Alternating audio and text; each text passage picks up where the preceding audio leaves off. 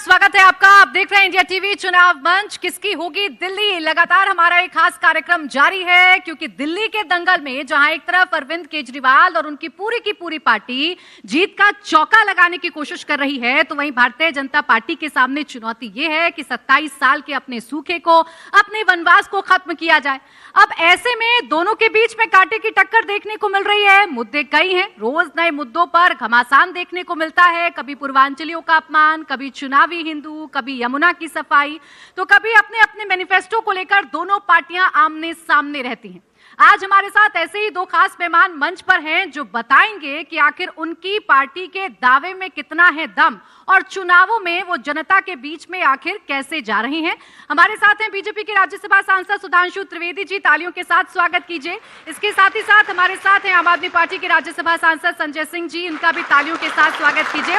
तो हमारा ये जो सेशन है ये खास इस वजह से होगा क्योंकि 4 राउंड हम अपने मेहमानों को देंगे और हर राउंड का जो समय होगा वो 2 मिनट होगा। 2 मिनट में अपने सवाल का जवाब यहां नेताओं को देना होगा। तो शुरुआत करते हैं राउंड 1 की और पहला सवाल राउंड 1 के लिए आपसे मेरा सुधांशु जी ये है, क्या ये चुनाव तय कर देगा असली हिंदू कौन और चुनावी हिंदू कौन? आपका समय अब शुरू होता है। देखिए, सबसे पहले तो चुनाव ये तय करेगा कि असली कौन नकली कौन, क्योंकि प्रधानमंत्री जी ने आपदा शब्द कहा है ना, तो एक हमारे यहां कहावत होती है, रहीमन विपदा हूं भली जो थोड़े दिन होए, हित अनहित या जगत में जानी परत सब कोय।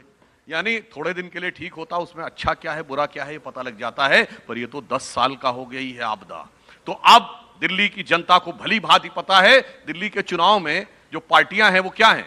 एक पार्टी जो देश की सबसे पुरानी पार्टी, पुरानी धुरानी पार्टी, एक नई पार्टी, नई नवेली पार्टी, अजब अलबेली पार्टी, हरकतों से बनी हुई पहेली पार्टी।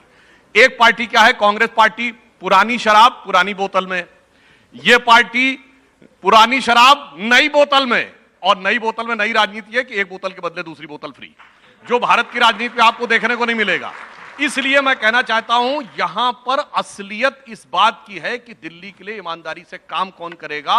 एक दौर था जिस जमाने में जो वादा करते थे, जैसे अभी देखिए सिसोदिया जी थोड़ी देर पहले आपके कार्यक्रम में थे, ऐसा आपको विचित्र उदाहरण अपनी पार्टी के अंदर नहीं मिलेगा कि उसी आरोप में सिसोदिया जी जेल गए तो वो डिप्टी सीएम पद से त्यागपत्र देंगे, और केजरीवाल जी उसी आरोप में जेल जाएंगे तो सीएम पद से छोड़ने की जरूरत नहीं है। मेरे भाई, 2 सीएम और डिप्टी सीएम पे अलग अलग रूल कैसे हो गए? अब मैं उन बातों को दोबारा नहीं कहना चाहता। ये जो पहले कहते थे, बड़ा मासूम सा चेहरा बनाकर आते थे और दिल्ली की जनता को लगता था कि शायद ये कुछ नया करेंगे, पर अब दिल्ली की जनता को ये समझ में आ गया, जिसे अगर एक पंक्ति में कहूं कि आज दिल्ली की जनता केजरीवाल जी और आम आदमी पार्टी को देख के कह रही है कि बड़े मासूम लगते थे मेरे सनम, क्या से क्या हो गए देखते देखते। जिन्हें पत्थर से हमने बनाया सनम, वो खुदा हो गए देखते देखते। देखिए, राउंड 1 के लिए 12 सेकंड पहले सुधांशु जी ने अपनी बात खत्म कर दी। अब राउंड 1 के लिए पहला सवाल संजय सिंह जी आपसे मेरा ये है कि क्या ये चुनाव ये तय कर देगा कौन सबसे बड़ा राम भक्त और कौन रावण भक्त? देखिए, पहली बात तो मुझे ये नहीं समझ में आता कि हिंदू धर्म का ठेका कहां निकला है। इनको L1 अलर्ट हुआ है बीजेपी वालों को। भाई, ये हिंदू धर्म के ठेकेदार हैं।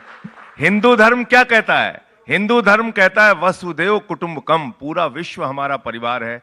हिंदू धर्म क्या कहता है? रामचरितमानस की चौपाई है, सब नर करहीं परस्पर प्रीति, सारे लोग आपस में प्यार से रहें। हिंदू धर्म क्या कहता है? जब हम अपनी पूजा समाप्त करते हैं, हम प्रभु से प्रार्थना करते हैं, धर्म की जय हो, अधर्म का नाश हो, प्राणियों में सद्भावना हो, विश्व का कल्याण हो। ये लोग कहते हैं प्राणियों में दुर्भावना हो, आपस में लोगों को झगड़ा कराना है। इनकी पार्टी का नाम बदल के मैंने भारतीय झगड़ा पार्टी कर दिया है। इन्होंने क्या किया है? पहले हिंदू को मुसलमान से लड़ाओ, फिर हिंदू को सिख से लड़ाओ, फिर हिंदू को ईसाई से लड़ाओ, फिर हिंदू को हिंदू से लड़ाओ, जाट को गैर जाट से लड़ाओ, मराठा को गैर मराठा से लड़ाओ, पहलवान को पुलिस के जवान से लड़ाओ, किसान को पुलिस के जवान से लड़ाओ। तो इन्होंने पूरे देश में झगड़ा लड़ाई इस प्रकार का माहौल कर रखा। और मैं इनसे कहता हूं कि इनको किसने मना किया भाई? 22 राज्यों में आपकी सरकार है। अरविंद केजरीवाल जी ने एक जगह पुजारियों और ग्रंथियों के लिए 18,000 रुपए की सम्मान राशि कर दी। आपके पेट में दर्द हो रहा है, आप 22 राज्यों में कर दीजिए ना। आप 22 राज्यों में कर दीजिए। आपको किसने रोका है? आपको हमने रोका तो है नहीं। दूसरी बात, अभी बार बार ये शराब पे बोलते हैं। अब मैं इनके एक नेता का बयान लेके आया हूं, आंध्र प्रदेश के, ये इनके प्रदेश अध्यक्ष हैं सोमू जी ये कह रहे हैं 50 रुपए में शराब की बोतल मिलेगी। ये है इनकी शराब की पॉलिसी। मैं बताता हूं, ये मैं जानता था कि ये बोलेंगे। इन्होंने कर्नाटक के अंदर कहा कि 21 साल शराब पीने की जो उम्र है वो कम है, उसको हम 18 साल करेंगे। ये देखिए इनकी हकीकत आज मैंने बताने के लिए समय राउंड 1 के लिए समाप्त हो जाता है। 2-2 मिनट का समय आप दोनों को मैंने दिया। राउंड 2 की आइए शुरुआत कर देते हैं। और राउंड 2 के लिए जो सवाल सुधांशु जी मेरा आपसे ये है कि क्या 27 साल का वनवास शीश महल खत्म कर देगा?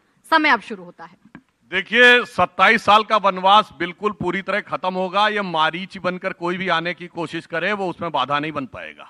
और अभी जो हिंदू धर्म के बारे में बोल रहे थे, तो मैं कहना चाहूंगा जिन लोगों को कमल खतरनाक नजर आता हो, वो कमल जो भगवान शंकर पे चढ़ाया जाता है, वो कमल जो भगवान बुद्ध मणिपद्महुम कहा जाता है, जो वो कमल जिसपे भगवान महावीर उत्पन्न होने के बाद सबसे पहले चले तो कमल खिलते चले गए, वो कमल हम सब चाहते हैं ना कि सबके पास नॉलेज आए तो माता सरस्वती की कृपा रहे। हम सब चाहते हैं ना सबके पास प्रॉस्पेरिटी आए तो माता लक्ष्मी की कृपा रहे। सरस्वती जी भी कमल पे विराजती हैं और लक्ष्मी जी भी कमल पे विराजती हैं। जितना कमल खिला रहेगा उतना जो है ये देश आगे बढ़ता रहेगा। मगर मैं इनके चुनाव चिन्ह का अपमान नहीं करता। झाड़ू भी हमें सिखाती है। झाड़ू क्या सिखाती है? झाड़ू की एक एक तीली अलग कर दीजिए, तोड़िए फट से टूट जाएगी, और अगर जोड़ के रखिए तो नहीं टूटेगी। यानी झाड़ू सिखाती है एक है तो सेफ है, बटोगे तो कटोगे। और दूसरा यह सिखाता है कि कमल तो अपने आप खिलता है भगवान के प्रकाश से, सूर्य के प्रकाश से, मगर झाड़ू के लिए पंजे की जरूरत होती है। और आप देखिएगा कोई भरोसा नहीं है। पहले एक दूसरे के साथ थे, आज एक दूसरे के खिलाफ है, और फिर अगर जरूरत पड़ गई तो फिर एक दूसरे के साथ हो जाएंगे। कांग्रेस और इनका रिश्ता जानते क्या है? मिलो न तुम तो हम घबराएं, मिलो तो आंख चुराएं, हमें क्या हो गया है। ठीक है, राउंड 2 के लिए आपसे अब मेरा संजय जी सवाल है, कथनी और करनी में फर्क क्या इन चुनावों में आप पर भारी पड़ रहा है? देखिए मैं इनके कमल चुनाव निशान पे 2 लाइनें कहना चाहूंगा कि कैसे कैसे मंजर अभी आने लगे हैं, कैसे कैसे मंजर अभी आने लगे हैं।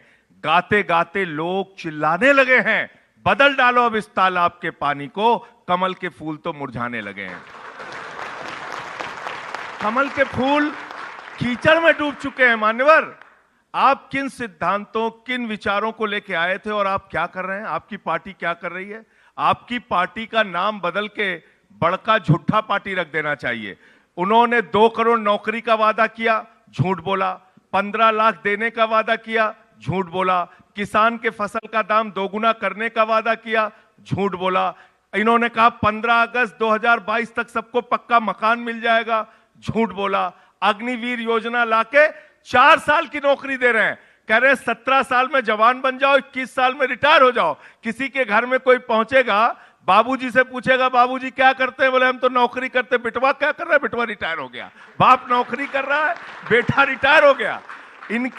इनके आदरणीय प्रधानमंत्री जी के भतीजे जैसा, जिनको बल्ला पकड़ना नहीं आता, वो बीसीसीआई के चेयरमैन बनेंगे। और हमारे घर का किसान का बेटा वो 50 डिग्री टेम्परेचर में जैसलमेर में और -50 डिग्री टेम्परेचर में सियाचिन में ड्यूटी करेगा। ये व्यवस्था बदलनी चाहिए। बीजेपी के सांसदों को बनाइए, आप उनको भी शामिल कीजिए, उनको भी 4 साल की नौकरी दीजिए। देश के प्रधानमंत्री 75 साल की उम्र में उनको तीसरी बार प्रधानमंत्री बनना है, और हमारे किसान का बेटा नौकरी मांगने जाएगा, पटना में लाठी खाएगा, लखनऊ में लाठी खाएगा, दिल्ली में लाठी खाएगा। आप हर जगह नौजवानों को टारगेट कर करके मार रहे हैं। एक वादा इनकी पार्टी का बता दीजिए जो इन्होंने पूरा किया हो। हाँ, एक ही काम किया, दिन रात अपने दोस्त अडानी को मजबूत करने का काम किया। हिंदुस्तान से लेके बांग्लादेश तक हिंदुस्तान। समय समाप्त। अब राउंड 3 की शुरुआत कर लेते हैं। राउंड 3 का जो सवाल सुधांशु जी आपसे मैं पूछने जा रही हूं वो ये, राजधानी दिल्ली में रोहिंग्या किसकी देन है? समय अब शुरू होता है। ये तो आपने बड़ा अच्छा और फैक्चुअल क्वेश्चन पूछा है। रोहिंग्या और बांग्लादेशी घुसपैठिए, मैं सिर्फ फैक्ट कोट कर रहा हूं। 2006 में कांग्रेस के गृह मंत्री श्री प्रकाश जायसवाल जी सदन के पटल पे बोल चुके हैं कि इस देश में 2.5 से 3 करोड़ बांग्लादेशी घुसपैठिए हैं। सेकेंड पॉइंट, 2006 में असम के राज्यपाल ने यह कहा है कि 5,000 बांग्लादेशी हर दिन भारत में घुसपैठ कर रहे हैं। थर्ड पॉइंट, आईएमडीटी एक्ट था, आपको शायद पता हो, आईएमडीटी एक्ट ऐसा खतरनाक एक्ट कांग्रेस ने बनाया था कि अगर कोई घुसपैठिया आ गया है तो वो घुसपैठिया है ये साबित करना आपकी जिम्मेदारी है, उसकी जिम्मेदारी नहीं कि वो भारत का नागरिक है साबित करे। उसके खिलाफ हमारे नेता सर्बानंद सोनोवाल कोर्ट गए, उसको क्वेश्चन करते समय सुप्रीम कोर्ट का ऑब्जर्वेशन है कि this amounts to external aggression over India. अब हमारी सरकार आने के बाद क्या हुआ? हमारी सरकार आने के बाद सबसे बड़ा अंतर जानते क्या हुआ? जो लोग कहते हैं, अब पढ़े लिखे मुख्यमंत्री को तो पता होना चाहिए, भारत का लैंड बाउंड्री एग्रीमेंट ही नहीं था, बांग्लादेश के साथ सीमा निर्धारण नहीं थी। एक गांव आधा बांग्लादेश में और आधा भारत में था। हमने पहले उसका निर्धारण 2016 में किया, उसके बाद वहां फेंसिंग शुरू की है पाकिस्तान की बाउंड्री की तरह। 80% फेंसिंग पूरी हो चुकी है। अब अंदर आने के लिए रास्ता बंद हो गया है। जो अंदर हैं, जब उनका चिन्हित करने की बात आती है तो इस दिल्ली में शाहीन बाग हो जाता है। और यही इनके डिप्टी सीएम मनीष सिसोदिया जी आके कहते हैं शाहीन बाग मेरे दिल में है। और इनका वही वाला विधायक जिनका की बेटा भी फटफटिया चलाते हुए पकड़ा गया था, वो अमानतुल्लाह खां आके शाहीन बाग के साथ आके खड़े होते हैं। तो पूरे देश को पता है कि कौन घुसपैठियों के साथ है, कौन घुसपैठियों के खिलाफ है। तो एक लाइन बोलता हूं, ये शब्दशः किसी के लिए नहीं कह रहा हूं, कहनी है एक बात हमें इस देश के पहरेदारों से, संभल कर रहना अपने घर में छिपे हुए गद्दारों से। अब रोहिंग्याओं को लेकर राउंड 3 में आपसे भी मेरा ये सवाल है। बीजेपी रोहिंग्याओं की बात करती है, रोहिंग्याओं को आप पूर्वांचली वोटर से क्यों जोड़ देते हैं?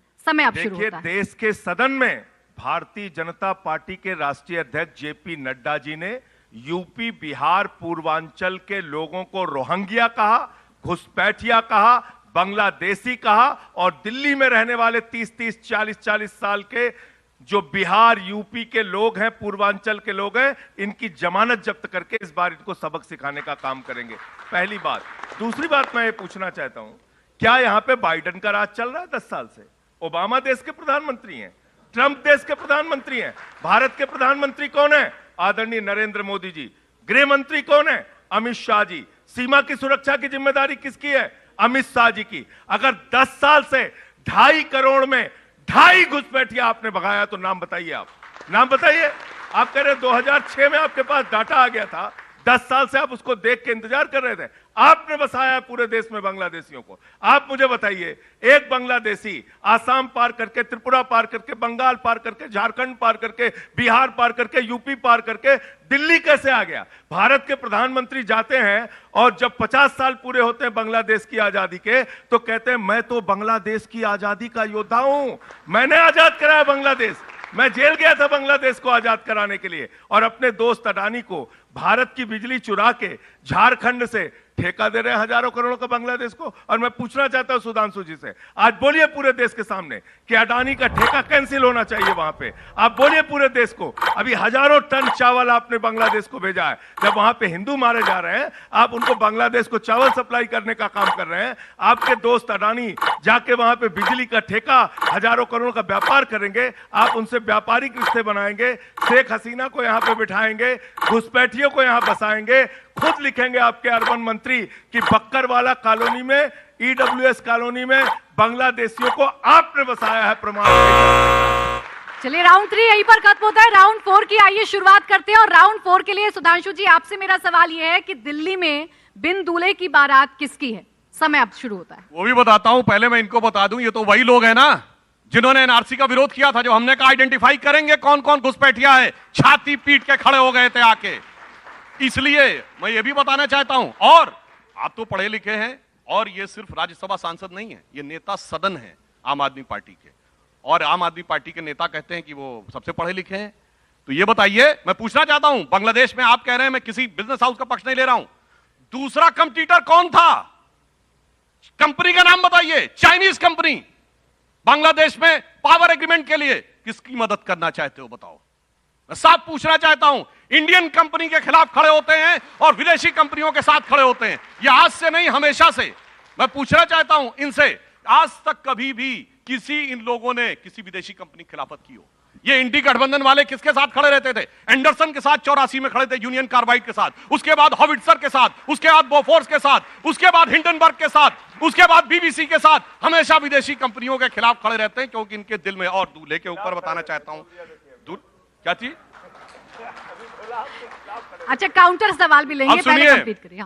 दूल्हे पे मैं कहना चाहूंगा, कोई आदमी कभी कभी ज्यादा हड़बड़ी में होता है, उसको पता ही नहीं रहता। पहली बात तो यहाँ सीएम कोई और है और चेहरा कोई और है, क्योंकि उनको रोग लग गया। जिनके साथ थे वहां पहले पीएम कोई और होता था, सुपर पीएम कोई और होता था, यहाँ सीएम कोई और है, सुपर सीएम कोई और है। तो मैं कहना चाहता हूं इनके लिए वो पुराने गीत की इधर पंक्तियां जो थी, वो एक बार अभी कुछ ज्यादा सोशल मीडिया पे वायरल हुई थी ना, कि कोई जाके इन्हें ये समझाए कि सजनिया के मन में अभी इनकार है, जाने साजन क्यों घोड़े पे सवार है। जाके समझो दिल्ली वालों के मन में अभी इनकार है, ये केजरी क्यों घोड़े पे सवार है। पहले समझो भैया, उसके बाद दूल्हे की बारात की बात करो। पर आपकी बारात में तो ऐसे ऐसे लोग हैं जो कोई माफिया से बात करता था, को समय यहीं पर समाप्त है। राउंड 4 के लिए अब आपसे मेरा सवाल संजय जी यही है, कोर्ट की पाबंदी फिर भी केजरीवाल ही क्यों जरूरी? देखिए, पहली बात तो उनके देशभक्ति की बातों का जवाब देना बहुत जरूरी है। ये सिखा रहे हैं कि किसका विदेशी का विरोध करना है, किसका स्वदेशी का समर्थन करना है। आपसे सीखना है। जिन्ना की कब्र पे मत्था टेकने वाले लोग हमें सिखाएंगे देशभक्ति, हमको सिखाएंगे। जो लोग बिना बुलाए नवाज शरीफ के बर्थडे का केक काटने चले जाते हैं, हिंदुस्तान में आतंकवादी घटनाओं को जन्म देने वाली आईएसआई को बुला के पठानकोट में हमारे शहीदों की जांच कराने वाले भारत के प्रधानमंत्री और उनकी पार्टी से हमें कोई देशभक्ति का प्रमाण पत्र नहीं चाहिए। आप देशभक्ति का प्रमाण पत्र देते हैं। भारत के पहले प्रधानमंत्री नरेंद्र मोदी जी, मैं रिकॉर्ड पे कह रहा हूं, जितने भी प्रधानमंत्री हिंदुस्तान में बने, किसी ने अपने शपथ ग्रहण समारोह में पाकिस्तान के प्रधानमंत्री को नहीं बुलाया। आपने वो काम किया कि पाकिस्तान के प्रधानमंत्री को आपने बुलाया। आप वो लोग हैं जिन्होंने अफजल गुरु को शहीद मानने वाली पार्टी के साथ समझौता करने का काम किया। डिप्टी चीफ मिनिस्टर बने आपके लोग। इसलिए देशभक्ति के बारे में आप कृपा करके बात मत किया कीजिए। श्यामा प्रसाद मुखर्जी जी की चिट्ठी घर घर में मिल जाएगी आपको, जो 1942 में उन्होंने लिखा था, जिसमें लिखा था कि कांग्रेस के आजादी को दिलाने के आंदोलन को, भारत छोड़ो आंदोलन को कुचल देना चाहिए। अंग्रेज गवर्नर को चिट्ठी लिखने वाले लोग हमें देशभक्ति सिखाएंगे। आपसे हमें देशभक्ति सीखनी है। और दिल्ली में भारतीय जनता पार्टी बिना दूल्हे की बारात है और घोड़े पे चढ़ने के लिए कभी बिधूड़ी आगे बढ़ते हैं, प्रवेश वर्मा टांग खींच लेते हैं, प्रवेश वर्मा आगे बढ़ते हैं, बिधूड़ी टांग खींच लेते हैं। दूल्हे बेचारे आपस में लड़ रहे हैं, हमें घोड़ी पे चढ़ना है, हमें घोड़ी पे चढ़ना है। अरे दिल्ली की जनता ने आपको बाहर कर दिया है लड़ाई से। एक केजरीवाल से लड़ने के लिए आपने योगी बुला लिया, मोदी बुला लिया, अमित शाह बुला लिया, सारे मुख्यमंत्री बुला लिए, सारे सांसद बुला लिए, सारे केंद्रीय मंत्री बुला लिए। अब ट्रंप को भी बुला लीजिए प्रचार में, लेकिन जीतेगा तो केजरीवाल। राउंड यहाँ पर समाप्त हो जाता है। अब बारी है काउंटर सवालों की, जिसमें आप दोनों भी एक दूसरे से काउंटर सवाल कर सकते हैं, लेकिन वो सवाल जिनके जवाब मिलना रह गया इन राउंड में, तो मेरा सवाल काउंटर आपसे ये है, रोहिंग्या असल में किसकी देन है? राज्य सरकार की जिम्मेदारी कैसे है रोहिंग्या, जबकि बॉर्डर पर तो तैनात सेना? बिल्कुल सही सवाल है, बिल्कुल टेक्निकल जवाब देता हूं। केंद्र सरकार की यह जिम्मेदारी है कि वो अंदर ना आने पाए। हमारी सरकार आने के बाद घुसपैठ नहीं हो रही। राज्यों की समस्या जानते कहां से होती है? जब कोई अंदर घुस आता है तो उसका जो आधार कार्ड बनता है, उसको जो प्रमाण पत्र मिलता है, जो राशन कार्ड इश्यू होता है, पूर्णतः राज्यों के अधिकार में है। और इसीलिए जब हम उसको वेरीफाई करने की बात कर रहे थे तो ये सब के सब विरोध में खड़े थे। और इसीलिए सीए जो केंद्र से पारित कानून था, उसके खिलाफ दिल्ली की विधानसभा में इन्होंने प्रस्ताव पारित करवाया था। मगर मैं एक बात कहना चाहता हूं, संजय जी ने एक काम तो खैर वैसे ठीक किया, बेचारे कंपनी का जवाब नहीं दिया, ये दूसरी चीज पे चले गए। तो मैं कहना चाहता हूं, इन्होंने कहा अफजल गुरु को समर्थन, हाँ, मगर आपकी तो मुख्यमंत्री के माताजी पिताजी दोनों अफजल गुरु की क्षमा याचना में रिटर्न में लिखे हुए हैं, लिखित प्रमाण है आतिशी जी के माता पिता का, उसका जवाब दीजिए। और शायद यही कारण तो नहीं था संजय जी कि जब सीएम बनाना था तो मनीष सिसोदिया जी नहीं, गोपाल राय जी नहीं, सौरभ भारद्वाज जी नहीं, संजय सिंह जी नहीं, वही जिसने अफजल गुरु के खिलाफ में लिखा था, पक्ष में लिखा था, वही होना चाहिए। आप कह रहे हैं घोड़े पे जहां तक, अरे भैया आपने तो जब से पार्टी शुरू हुई ऐसी लत्ती मारी है सबको कि पहले प्रशांत भूषण, शांति भूषण, योगेंद्र वाजव, कुमार विश्वास, साजिया इल्मी और वो किरण बेदी, वहां से लेके अन्ना हजारे तक को किनारे कर दिया। अब केजरीवाल जी कह रहे हैं इस जमी से आसमां तक मैं ही मैं हूं, दूसरा कोई नहीं, जो सब साथ में मिलके आए थे। तो आपने आम आदमी पार्टी जानते क्या गति की? देखी जमाने की यारी, बिछड़े सभी बारी बारी। अब यहीं से काउंटर सवाल आपसे उठाती हूं मैं संजय सिंह जी, कथनी और करनी में क्या फर्क आ गया है और यही फर्क आम आदमी पार्टी को भारी पड़ने जा रहा है? देखिए सुधांशु जी बहुत होशियारी से बात करते हैं, आधी बात रखते हैं, आधी बात छोड़ देते हैं। इन्होंने कहा कि बांग्लादेशी घुसपैठिया अगर हिंदुस्तान में आ गया तो उसको राशन कार्ड कौन देता है कौन नहीं देता है, उस पर चर्चा में ले गए। मैं तो आपसे ये पूछ रहा हूं कि बांग्लादेशी घुसपैठियों का 2.5 करोड़ का आंकड़ा इसी प्रोग्राम में आपने कहा कि आपको 2006 में मिला। तो भैया आप मुझे बताइए, 10 साल से यहां पे बाइडन की, ट्रंप की, ओबामा की सरकार है, उसको कौन भगाएगा? केजरीवाल भगा सकते हैं क्या? संजय सिंह भगा सकते हैं क्या? सुधांशु त्रिवेदी भगा सकते हैं क्या? नहीं। अमित शाह, नरेंद्र मोदी और एस जयशंकर डिपोर्ट करना चाहिए उनको। घुसपैठियों को, इलीगल घुसपैठिया कोई भी मिलेगा उसको आप ही भगा सकते हैं, कोई दूसरा नहीं भगा सकता। उसका आंकड़ा रखिए देश के सामने, कितना आपने लोगों को भगाया। दूसरी बात, आप कहते हैं कि इसको लत्ती उसको लत्ती। अरे भैया, जिन जिन लोगों पे आपने ऐसे ऐसे आरोप लगाए कि अगर उसका रिप्ले चला दिया जाए तो आपको बुरा मत मानिएगा, कार्यक्रम में आप खड़े नहीं हो पाएंगे। 70,000 करोड़ रुपए के घोटाले का आरोप लगाया आपने अजीत पवार को, गले लगा लिया। आपने मुकुल राय, शुभेंदु अधिकारी पे नारदा शारदा स्कैम का आरोप लगाया, गले लगा लिया। आपने वाटर घोटाले का आरोप हेमंत विश्व शर्मा पे लगाया, गले लगा लिया। आपने छगन भुजबल, हसन मुशर्रफ, नारायण राणे, येदियुरप्पा, जनार्दन रेड्डी, हिंदुस्तान के जितने बड़े से बड़े भ्रष्टाचारी हैं वो आज भारतीय जनता पार्टी और नरेंद्र मोदी जी के साथ हैं। इनका नारा अब ये है कि जो जितना बड़ा भ्रष्टाचारी वो इतना बड़ा पदाधिकारी। कथनी करनी के अंतर का बहुत अच्छा सवाल आपने पूछा, मैं उसका जवाब दे देता हूं। केजरीवाल जी ने कहा बिजली फ्री देंगे, दिया। पानी फ्री देंगे, दिया। बस की यात्रा फ्री कराएंगे, किया। बुजुर्गों की तीर्थ यात्रा कराएंगे फ्री, वो किया।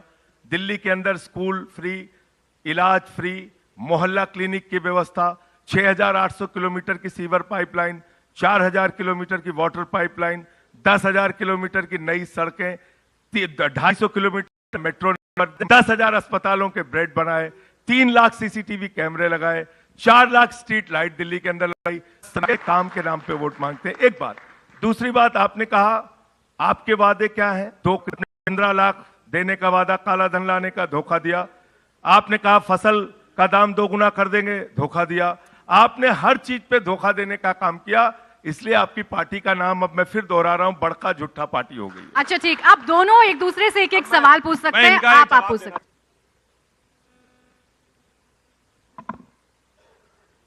केजरीवाल जी का बड़ा फेमस वक्तव्य है, आरोप लगते ही इस्तीफा दे देना चाहिए।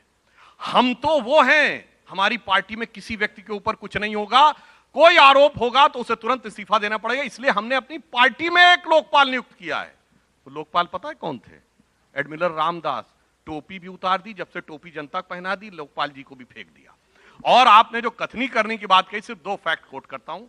मई 2012 केजरीवाल जी का ट्वीट है, कोई जाके चेक कर ले, शरद पवार जी के बारे में, उनके वर्ड है, मेरे नहीं। मुझे इस बात पे आश्चर्य होता है कि इनके जैसा बेईमान आदमी इतने बड़े पद पर कैसे, उनका शब्द है, मेरा नहीं है।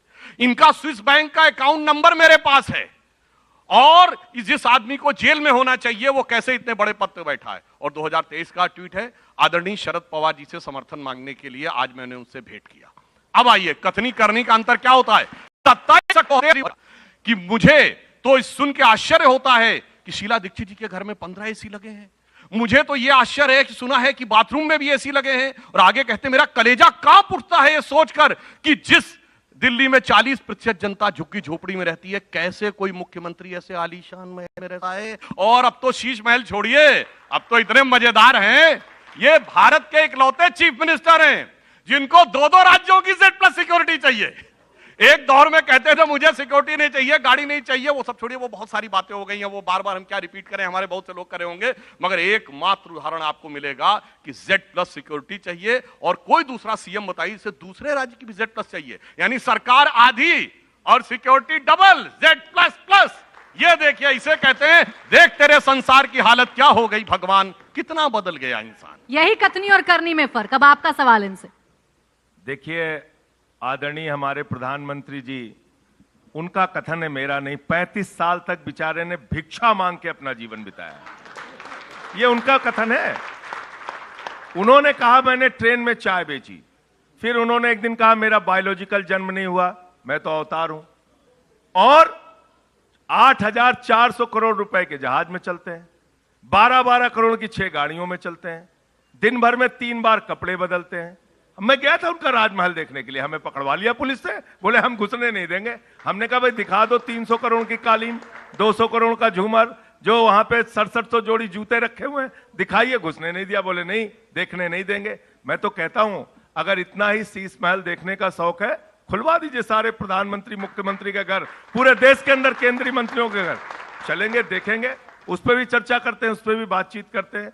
लेकिन कथनी और करनी के अंतर का जहां तक सवाल है, इस देश के नौजवान से पूछिए, इस देश के किसान से पूछिए, माताओं बहनों से पूछिए, ये कैसी सरकार चल रही है। 250 रुपए किलो प्याज बिकी, 300 रुपए किलो दाल बिकी, 1200 रुपए का सिलेंडर बिका, 100 रुपए के पार पेट्रोल बिका, 100 रुपए के पार डीजल बिका आपके राज्य में। और जब लोग जाते हैं शिकायत करने के लिए, तो निर्मला सीतारमण जी कहती मैं तो प्याज खाती ही नहीं। ये संवेदनहीनता है आपकी, ये संवेदनहीनता है। ऐसी गजब की सरकार आप चला रहे हैं।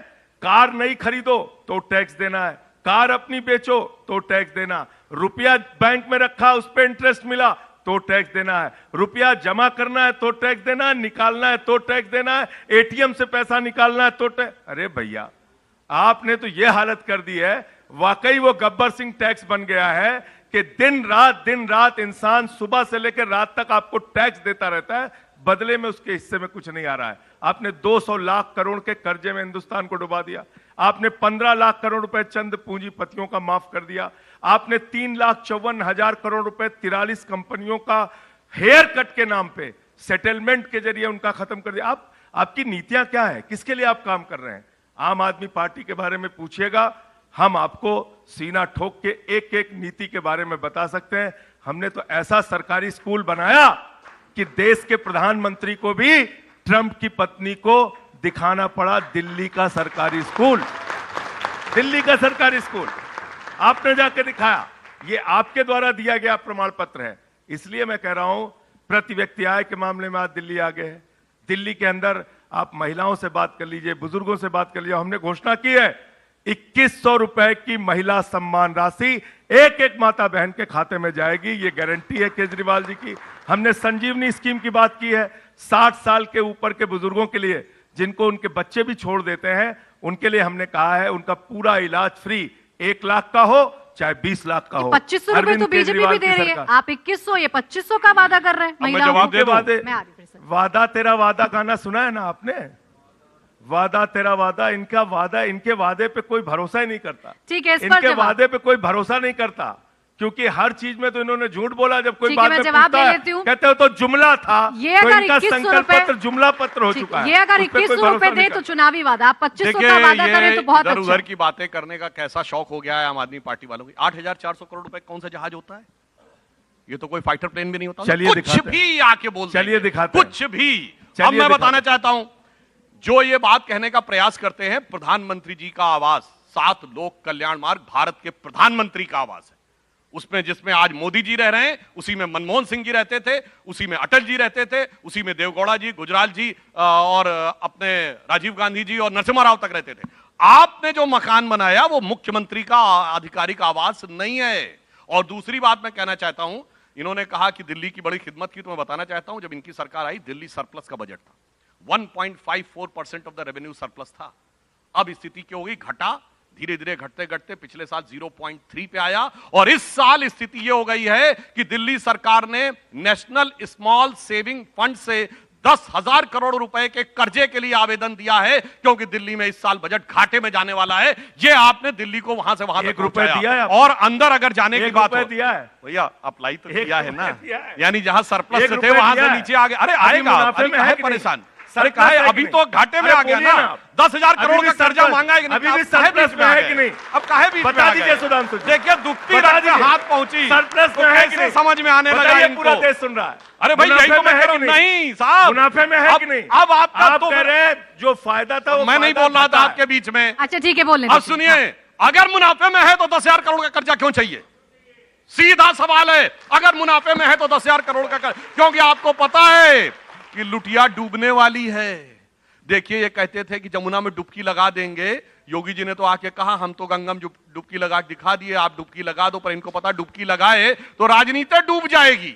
और इन्होंने जिस प्रकार की बातों का भ्रम पैदा किया है, आज वो चीजें उभर कर सामने आती चली जा रही हैं। एक एक फैक्ट के ऊपर जो दिल्ली, जैसे अब कथनी करने का अंतर, आपने कहा हम 2100 देंगे। अरे चुनाव आचार संहिता लगने से पहले दे क्यों नहीं दिया? कोई रोक नहीं थी। हमने महाराष्ट्र में कहा चुनाव आचार संहिता लगने से पहले 3 किस्तें दे दी। हमने मध्य प्रदेश में कहा चुनाव आचार संहिता लगने से पहले हमने 4 किस्तें दे दी। हम आसाम में पिछले 5 साल से दे रहे हैं। लाडली लक्ष्मी योजना मध्य प्रदेश में दे रहे हैं। आपको दे देना चाहिए था, मगर नहीं, वो पॉन्जी स्कीम की तरह फॉर्म भरवा रहे हैं, जब हम आएंगे तब देंगे, आएंगे। अरे भाई, चुनाव आचार संहिता से पहले क्यों नहीं दिया? इसीलिए एक लाइन कहना चाहूंगा कि न देना और डुबकी लगाने से बचना, उसके लिए एक लाइन आम आदमी पार्टी के पूरे कैरेक्टर के ऊपर, कथनी करनी का अंतर के ऊपर आ जाती है कि चंद बातें करना और मुतमई होना नहीं अच्छा, सियासत आखिरी दम तक सभी को आजमाती है और बहुत गलती की गुंजाइश नहीं होती सियासत में, जरा किरदार हल्का हो कहानी डूब जाती। अच्छा, चलिए अब रैपिड फायर राउंड की शुरुआत कर देते हैं। आप दोनों से एक एक सवाल पूछूंगी, छोटा सा जवाब दीजिएगा। कितना बढ़िया इन्होंने सवाल पूछा है। हम इनके साथ डुबकी लगाने के लिए तैयार हैं। चलिए काशी में डुबकी लगाते हैं, बनारस में गंगा मैया कितनी पवित्र हैं, वहां चेक करते हैं। चलिए मथुरा में यमुना चेक करते हैं। चलिए हमारे साथ लखनऊ आदि गंगा मां गोमती को चेक करते हैं, वहां कितना प्रदूषण आप लोगों ने फैला रखा है। चलिए प्रयागराज में गंगा की सफाई का चेक करते हैं कि वहां कितना गंगा आपने साफ किया है। चलिए कानपुर में, जहां पे आपने पैसे भी खर्च किए और वो पैसा कैसे डूब गया और कैसे वहां भी अभी भी नाले गंगा नदी में जा रहे हैं। चलिए देखते हैं। खाली आरोप के लिए आरोप लगाना। और पिछले 10 साल से आप मात्र 325 करोड़ रुपए दिल्ली को देते हैं। पूरे देश वाले सुन लीजिए, मात्र 325 करोड़ रुपए। यह आपका सहयोग है एक दिल्ली की सरकार के प्रति। आपने वो कर्जा दिया भी नहीं और कह रहे हैं आपने एक आवेदन दे दिया, उसको मुद्दा बना रहे हैं। आपकी पूरे देश की सरकारें उठा के देखिए, बहस कीजिए, एक कार्यक्रम रखिए, उस पर लाखों लाख करोड़ रुपए का कर्जा, यूपी से लेके मध्य प्रदेश से लेके जहां पंजाब की सरकारें हैं, वहां हर जगह लाखों लाख करोड़ रुपए का कर्जा आपकी सरकारों के ऊपर है। आप डूबे हुए हैं कर्जे में। इसलिए ऐसी बातें मत कीजिए जो हास्यास्पद लगे। अच्छा, आखिरी राउंड है, 1-1 मिनट आप दोनों को दूंगी। बहुत तरीके से इन्होंने अपनी गलती स्वीकार कर ली। मतलब इनकी सारी बातों का लब्बो लुआब ये, जमनम डुबकी नहीं लगा सकते। अच्छा ठीक है, 1-1 मिनट आप दोनों को मिलेगा। सुधांशु जी आपको भी, संजय जी आपको भी। आप अपने अपने फाइनल कमेंट इस पर दे दीजिए और साथ ही बता दीजिए आपके हिसाब से आम आदमी पार्टी को कितनी सीटें आ रही हैं दिल्ली में। सुधांशु जी। मेरे विचार से आम आदमी पार्टी अपने इतिहास का सबसे बुरा प्रदर्शन करने जा रही है। और वैसे ये एक अद्भुत पार्टी इसलिए है कि इसको भारत के इतिहास में सबसे बड़ा जनादेश मिला। किसी राजनीतिक दल को 70 में 67 96%, फिर 70 में 62 90% मेजॉरिटी नहीं मिली, मगर उसके बावजूद एक लौती पार्टी है जिसने 3 लोकसभा चुनावों में 0-0-0 पाया है। तो मुझे लगता है आपकी दिल्ली की जनता कुछ सोच रही है और जब आपके सामने आएगा तो मैं कहता हूं कि अभी थोड़ा इंतजार का मजा लीजिए, 8 तारीख को दाके देखिए। ठीक है संजय जी, यही सवाल मेरा आपसे, आपके हिसाब से भारतीय जनता पार्टी को इन चुनावों में कितनी सीटें आ रही हैं, फाइनल कमेंट के साथ। देखिए, एक केजरीवाल से लड़ने के लिए इन्होंने मोदी जी, अमित शाह जी, योगी जी, मोहन यादव जी, नायब सैनी जी, हेमंत विश्व शर्मा जी, धामी जी, सारे केंद्रीय मंत्री, सारे सांसद, पूरे देश के कार्यकर्ता इनके दिल्ली में आ गए हैं।